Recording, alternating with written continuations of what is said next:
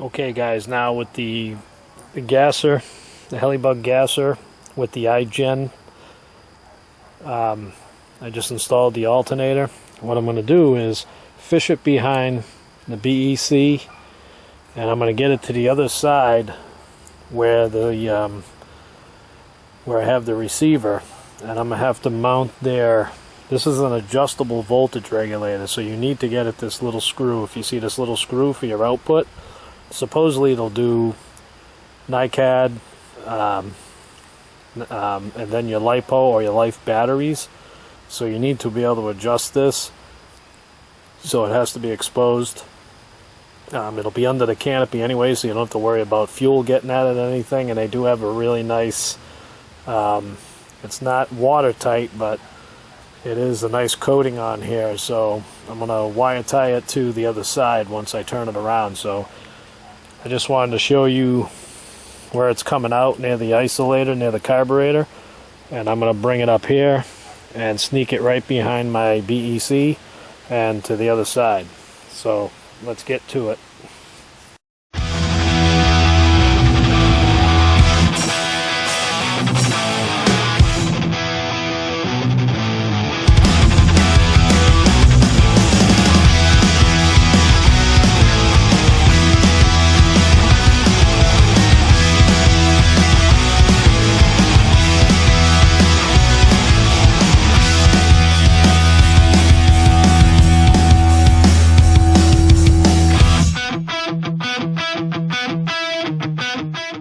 So here's their adjustable voltage regulator by IGEN. I think I showed you already.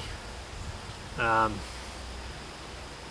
have the hole here in the TREX, and that's just the wires going to the stator gator. So I'm going to place it so these have to go up, one to the receiver and one's going to, we have another Y cable here. But you also got to get the voltage regulator, the voltage meter tied up somewhere so you can see the volts it's producing.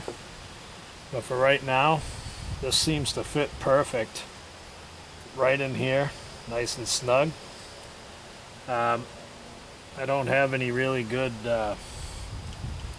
holes for a wire tie, so I'm just going to sneak them on around and just grab one right from the front.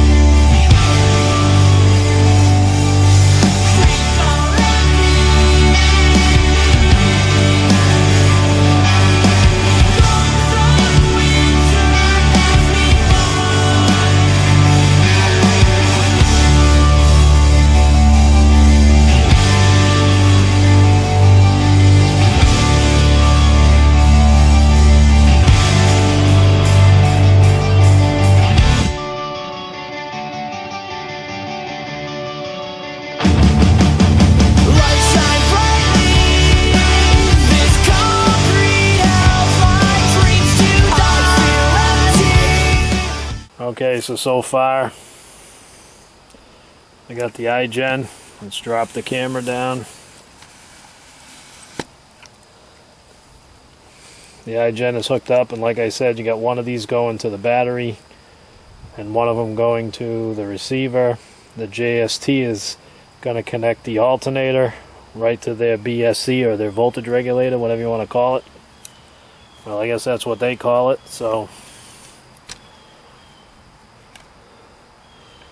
let me try to hook everything up here.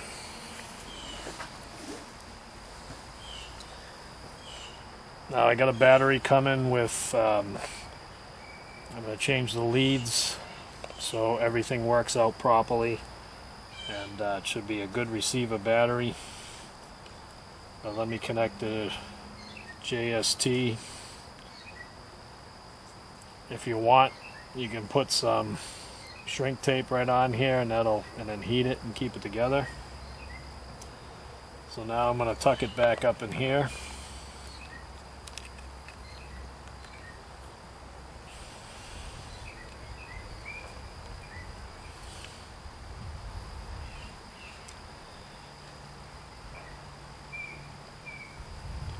I'll get some wire ties for that later. I want to get some smaller ones. All I got is these big ones. Well, I'll just use one. Make sure I don't forget it.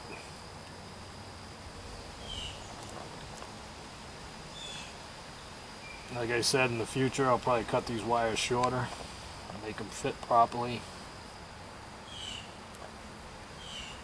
I'm not going to mount any other wires to that the fly wireless unit. Stay away from that with all these extra wires.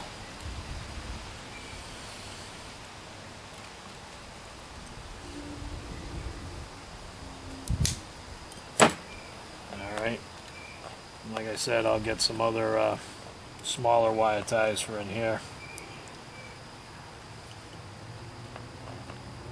Alright, so like I said, now we still have to find a spot for the voltage reader. It's going to have a readout here, the voltage readout, and it looks like this is the proper direction. I don't know if I'll cut the frame to bolt it or just wire tie it somewhere. And we have a Y to make up the difference between the receiver. I just got to figure out what port. I think it's the battery port it's going in. Alright, but I would recommend adjusting the voltage first before you hook it up to your receiver. That would probably be a smart idea, because you could be too high and blow that, because you're not going to the BEC, you're going to go direct.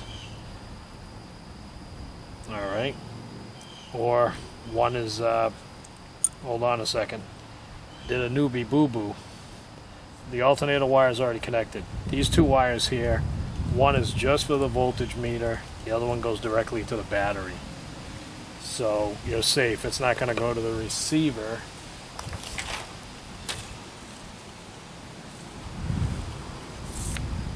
Let me just check it.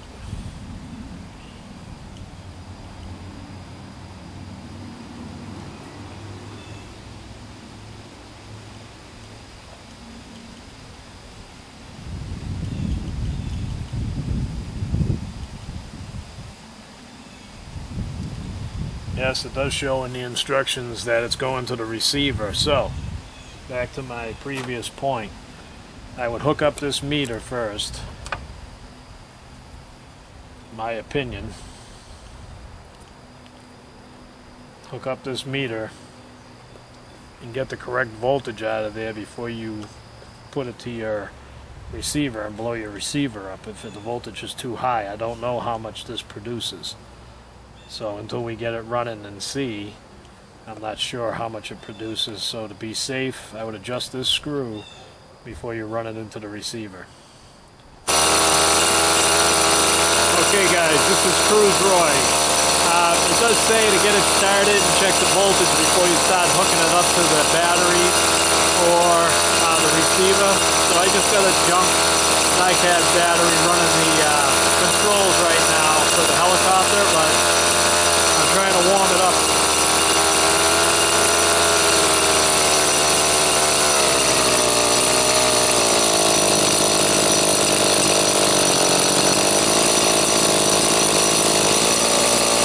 Okay, she's warmed up. She's sitting at an idle. The TREX bug here. And I'm going to see if I can use the adjusting screw to bring up. Now this is just idling. I'm getting 4 volts. Let's see how much I can get out of it while she's idling.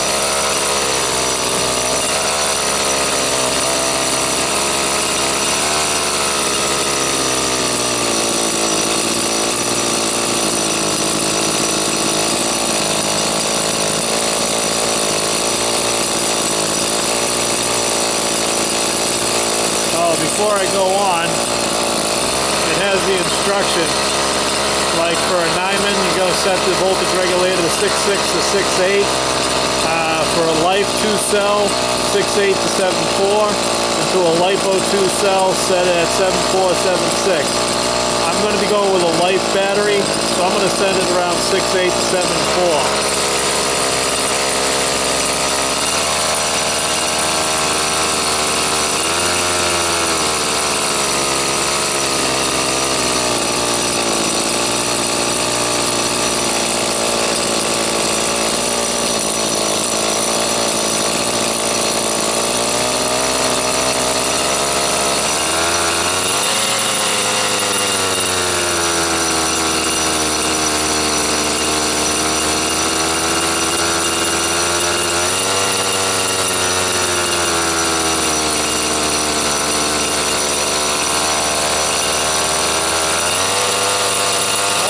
Up a little bit, make sure I'm staying steady voltage.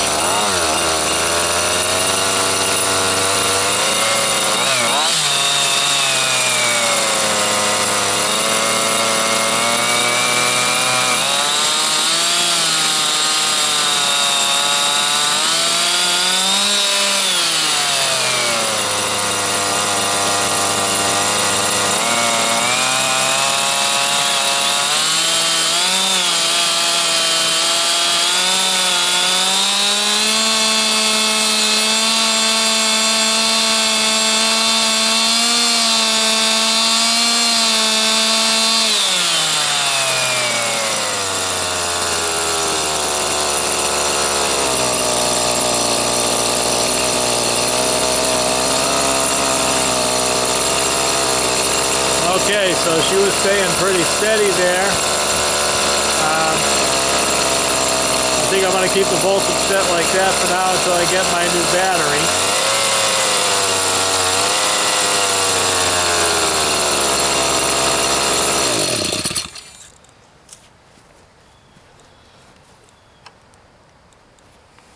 Alright guys, so I got it set, like I said, but I'm using a crappy battery. They tell you to set it before you even do anything, but that was from an idle. I was getting like 5 volts or so, and then it would increase, but you don't want it to go too high. At a high idle, you'll blow your battery packs up, I guess. That wouldn't be a good thing. That's just as bad as losing a battery pack. But that's the install from the alternator in the motor, the IGEN right on the frame. Just showing you the voltage output, and I still got to do a few touching up and wire tying, and once I get my battery I will mount the voltage meter where it can be seen, and I hope this helps someone out. And that's the, I'm pronouncing it right, Hill Electronics, and they make the IGEN generator for the 23 to the 30 cc's and lower engines. This is Cruise Roy, and I'm out of here.